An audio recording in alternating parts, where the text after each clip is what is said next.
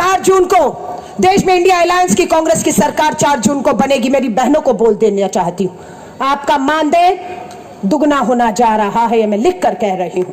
मेरी बहनें जो यहां पर महंगाई से परेशान है, प्रधानमंत्री जी महंगाई की बात नहीं कर रहे। हम हर गरीब परिवार की एक महिला को 1 साल का 1 लाख रुपया और हर महीने की पहली तारीख को 8,500 रुपया आपके खातों में डालेंगे। हम देंगे आपको ताकत। आज मेरी बहनें बताती है महंगाई है, बेरोजगारी है, आदमी के पास काम नहीं है, कर्ज ले रहा है, कर्ज चुका नहीं पा रहा है। हो क्या रहा है? मेरी बहनें घरेलू हिंसा की शिकार होती हैं, इन पे गुस्सा निकलता है। आज हम वायदा करते हैं अपने युवाओं से, जो भी युवा नौकरी ढूंढ रहा है, 30 लाख सरकारी पक्की नौकरियों के पद खाली पड़े हुए हैं। हम आपसे कह रहे हैं 4 जून को सरकार बनते ही देश की 30 लाख सरकारी पक्की नौकरियों पर आपका हक होगा, यह हम आपको कहकर जा रहे हैं। भरेंगे हम उन सरकारी नौकरियों के पदों को। जो युवा सरकारी नौकरी के तलाश में नहीं है लेकिन रोजगार करना चाहता है, उनके लिए 5,000 करोड़ का फंड हमारे न्याय पत्र में है। हम आपको बिना ब्याज का पैसा देंगे ताकि आप अपना कोई रोजगार और काम कर सको। ये सोच राहुल गांधी जी की है। भारत जोड़ो यात्रा में जिन युवाओं से मिले, ये उनकी मांग थी जिसे हमने अपने न्याय पत्र में रखा है। हमारे बहुत से युवा हैं, उन्हें हम यूथ अप्रेंटिसशिप जो है हमारी कहती है कि एक युवा को हम ट्रेनिंग देंगे, 1 साल की ट्रेनिंग देंगे, मुफ्त में ट्रेनिंग देंगे। ट्रेनिंग पूरी होने के बाद हम उन युवाओं के हाथ में 1 लाख रुपया भी रखेंगे ताकि जिस उद्योग इंडस्ट्री में जो काम आपने सीख लिया 1 साल में, वो आप खुद शुरू कर सके। 1 लाख रुपया आपके हाथ में होगा और आप वो काम खुद शुरू कर पाएंगे। युवा की बात की, महंगाई की बात की, बेरोजगारी की। हमारे भाषणों में हिंदू मुस्लिम नहीं है, मुद्दे हैं। आज किसान देश का अन्नदाता हल छोड़ दे, खेत छोड़ दे, तो ये 140 करोड़ का भारत आप और मैं भूखे मरने पर आ जाएंगे।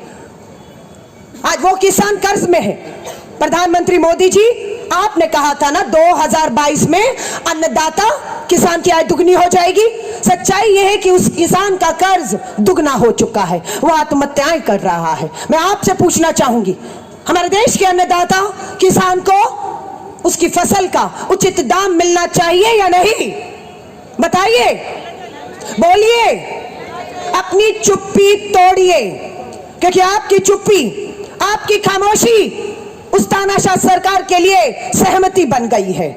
उन्हें लगता है ये तानाशाह सरकार बहुमत संख्या के दम पर जो कानून लाएगी, पास करेगी, थोप देगी, ये देश चुप रहेगा, खामोश रहेगा। और इसीलिए आपकी चुप्पी, आपकी खामोशी असहमतियां बनी हुई हैं और तानाशाही तरीकों से कानून पास हो रहे हैं। हमारा न्याय पत्र में वादा है, कांग्रेस की सरकार आते ही हमारा अन्नदाता जो दिल्ली की दहलीज पर शहीद हुआ, 700 किसान फसल का उचित दाम मांग रहे थे, ना दाम नहीं मिला, शहीद हो गया।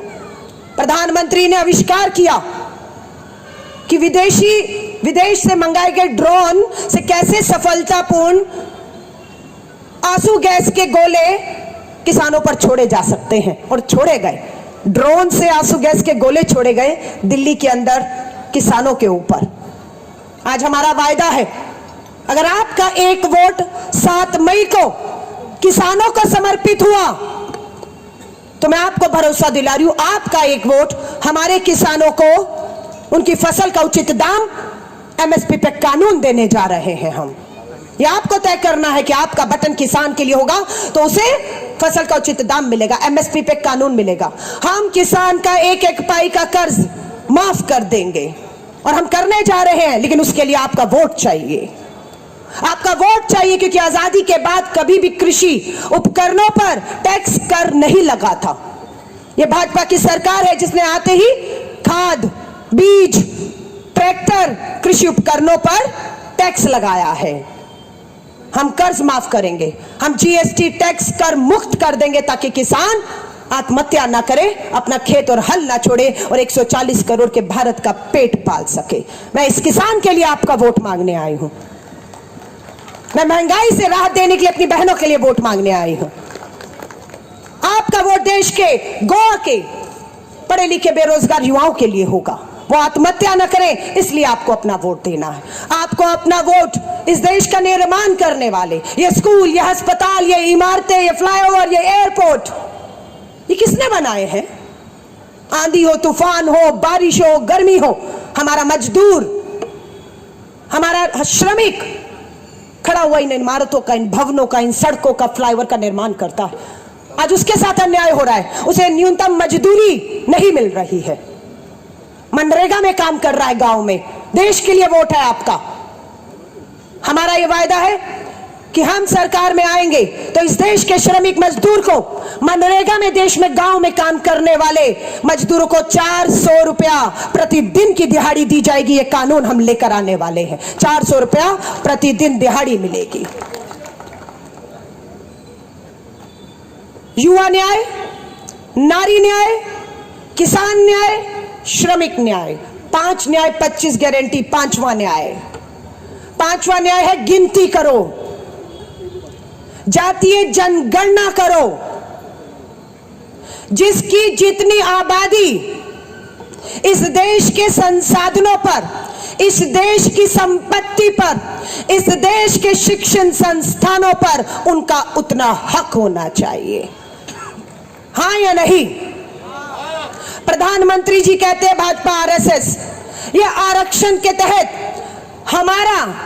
हम हिंदुओं का छीनकर मुसलमानों, दलितों और अल्पसंख्यकों को देना चाहते हैं।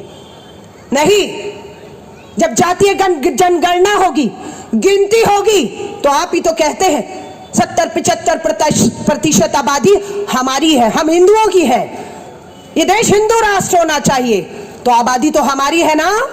अगर जाति जनगणना हो गई तो किसकी आबादी जाती है? हमारी है। किसका हक होगा इन देश के संसाधनों पर, संपत्तियों पर? हमारा होगा या नहीं होगा? लेकिन प्रधानमंत्री जी, आप जातीय